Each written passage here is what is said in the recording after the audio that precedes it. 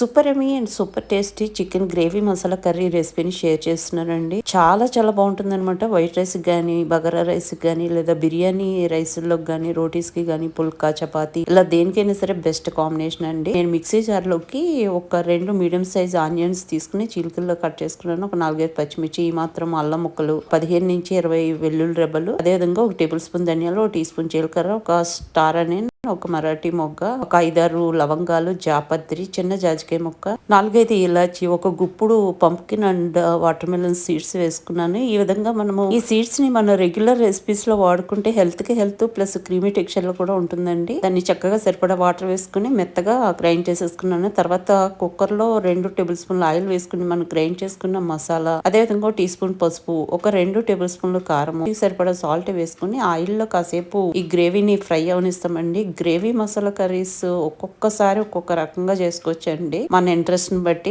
ఎన్ని రకాలు ఉన్నాయో చెప్పలేను. నేను ఎన్నో రకాల గ్రేవీ మసాలా కర్రీస్ నేను ఆల్రెడీ పోస్ట్ చేయడం జరిగిందండి. ఒక 5 నిమిషాల పాటు ఉడికిన తర్వాత శుభ్రం చేసుకున్నటువంటి చికెన్ ని దీంట్లో యాడ్ చేసేసుకుంటున్నాము. నేను ఇక్కడ 3/4 kg చికెన్ తీసుకున్నానండి. కొంచెం పుదీనా యాడ్ చేసుకున్నాను. యాడ్ చేసుకున్న తర్వాత ఒకసారి మొత్తం అంతా మంచిగా మిక్స్ చేసేసుకుని టేబుల్ స్పూన్ ఇక్కడ గరం మసాలా యాడ్ చేసేసుకుంటామండి. కొంచెం కొత్తిమీర కూడా యాడ్ చేసుకుని ఒకసారి మొత్తం అంతా మిక్స్ చేసుకుంటాము. మిక్స్ చేసుకున్న తర్వాత మీకు ఈ గ్రేవీ ఎంత థిక్గా కావాలి, ఎంత థిన్ గా కావాలనే దాన్ని బట్టి వాటర్ యాడ్ చేసుకోండి. నేను ఇక్కడ ఆల్మోస్ట్ ఒక 1/2 గ్లాస్ వరకు యాడ్ చేశాను. ఇంకా కుక్కర్ మూత పెట్టేసి 4 విజిల్స్ వరకు లో టు మీడియం ఫ్లేమ్ లో వేయించుకోండి. సరిపోతుంది, పర్ఫెక్ట్ గా ఉడికిపోతుంది అనమాట.